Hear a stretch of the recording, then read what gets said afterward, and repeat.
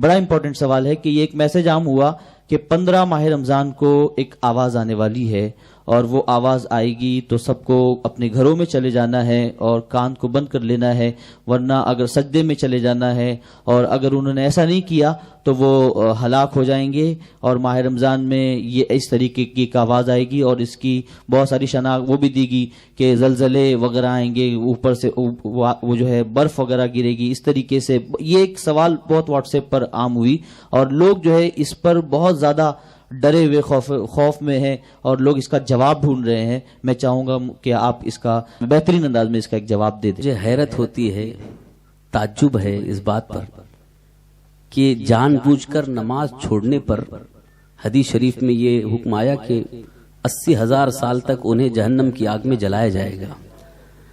یہ وعیدیں سنتے ہیں، نماز چھوڑنے پر یہ عذاب ہے، نماز چھوڑنے پر یہ عذاب ہے، مگر آج تک خوف نہیں پیدا ہوا۔ اور 15 رمضان شریف کا اتنا خوف پیدا ہو گیا، جبکہ جہنم کا عذاب وہ اور خطرناک عذاب ہے، اور وہ عذاب حدیثوں کی روشنی میں بتا دیا گیا، لیکن اس کا کوئی ڈر نہیں، کوئی خوف نہیں ہے۔ اور 15 رمضان کا خوف کیوں ہے؟ یہ ایمان کی کمزوری ہے۔ حقیقت یہ ہے کہ قیامت کے قریب جو معاملات ہونے والے ہیں ان کی سرکار دو عالم صلی اللہ علیہ وسلم نے پیشین گوئی فرمائی۔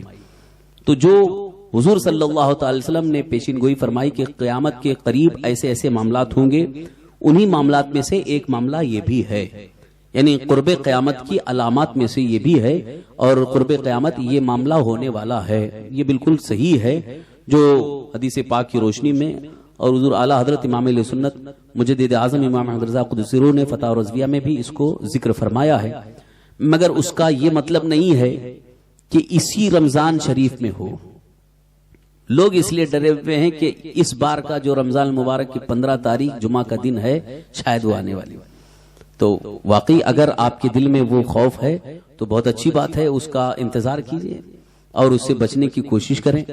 حقیقت یہ ہے کہ کوئی تاریخ کوئی دن اگر متعین ہے تو اس کا یہ مطلب نہیں ہے کہ اس تاریخ اس دن میں وہ ہوگا، بلکہ جب وہ چیز آئے گی تو یہی تاریخ ہوگی۔